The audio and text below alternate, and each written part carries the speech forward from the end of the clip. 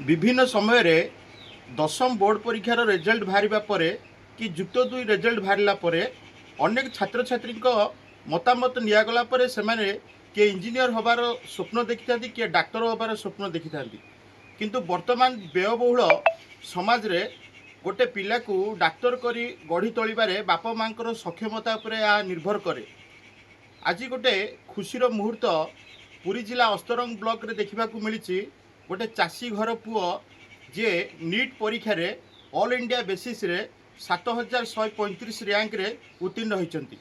तांको परिवार एक खुशीर मुहूर्त देखा मिली। आ से नीट परीक्षार्थी आम पाखे अछंती तांको सहित सीधा कथा बा से यार श्रेय क्या देवाक चाहूँगी ये सफलतार प्रमुख उद्देश्य कौन था कहीं डाक्तर होगा तुम्हें प्रयास कल तुम इच्छा शक्ति है डाक्तर होगापी दशम पढ़ल तापर +2 पढ़ल जुपिटर +2 साइंस पढ़ल 90% मार्क रखी तापर नीट रे डॉक्टर होगापी कहीं मन बड़ेगा आप मो ना शुभ्राम शेखर बस्ते अस्तरंग ब्लॉक अणचंपा ग्राम मोर कौन कह जो नीट प्रवेश परीक्षा देल डॉक्टर होगापी कहीं स्वप्न देख छोट बेलू मोर आ मो घर लोक इच्छा था जे डॉक्टर होगापी आजर भी गोटे इच्छा था जे पेसेंट मानकर सेवा कर।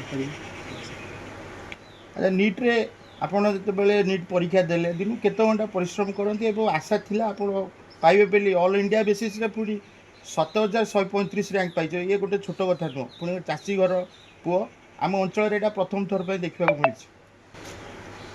विश्वास तो करनी किंतु मु चेष्टा करी दिन को 10 ରୁ 12 घंटा पढ़ुली तो मो परिश्रम फल मत मिली तो खुशी लगे। अच्छा ये जो सफलता पाइले आप ये सफलतार श्रेय क्या देवे? मु मो बापा माँ आ मु जो कोचिंग नौली तार सब गुरुजी गुरुमा जिते आमको पढ़ी से जगाऊ चाहिए ठाकुर को भी डाकुची सब ठीक।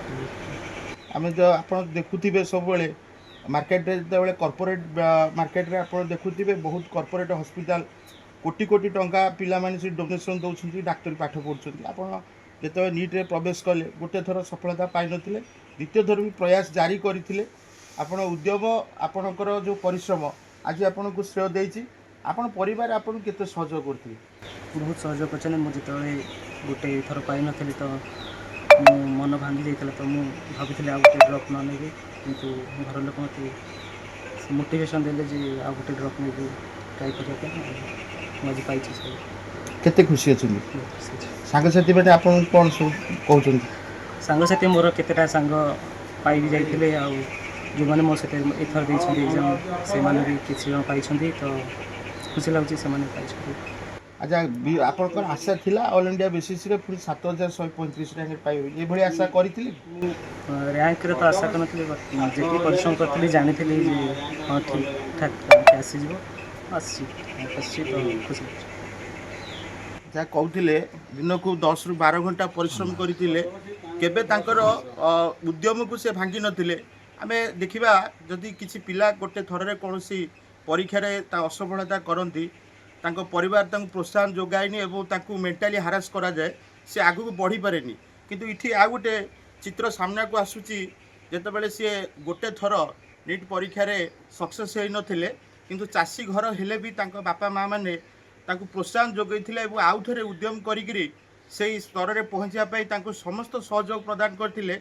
से परिश्रम करथिले एवं सब श्रेय तांकर बापा माँ तांको देइछन्ती एवं तांको गुरुजी की मध्य देइछन्ती जे तांकर सफलतार मुख्य चाबिकाठी आम सहित बापा जोड़ी सी अस्तरंग अंचल जड़े चाषी चाष कले खेत को गले परिवार गुजराण मेटाती किंतु आज गोटे चाषी घर पुओ जितेबले नीट रे सफलता पाई पुणी ऑल इंडिया बेसिस रे 7135 रैंक या हुए तो अस्तरंग अंचल आगुरी केबे देखा मिल नाला बापा आम सहित जोड़ी टे समय को आलोचना करवा सर टे परिचय टे देवे। मु हेमंत कुमार बस्तिया अणचंपा मो घर आम गोटे चाषी घर चाषी परिवार लोक सेमती किसी आमर इनकम बेसी सोर्स ना पिलाटी बेलू पाठ पढ़ाला बेले मो चिंता था नहीं गोटे डॉक्टर कर मोर मूल इच्छा ସେଇଥିପାଇଁ ତାକୁ ମୁଁ ପଢ଼େଇ ଚାଲିଥିଲି ଶିଶୁ ମନ୍ଦିରରୁ ଆରମ୍ଭ କରି +2 ଜୁପିଟର କଲେଜରେ। ଜୁପିଟର କଲେଜ ପରେ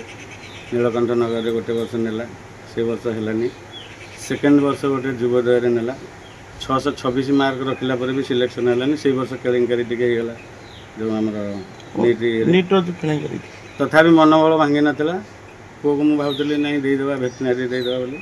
ସେ କିନ୍ତୁ ନା ବାପା ମୁଁ ଆଉ ଥରେ ଦେବି, ମୁଁ ଏଇଥର ନିଶ୍ଚିନ୍ତ କ୍ରାକ୍ କରିବି। ଯାହା ହଉ ଭଗବାନ ଦ୍ୱାରା ଏଥର ସେ କରିଛି ଆଉ।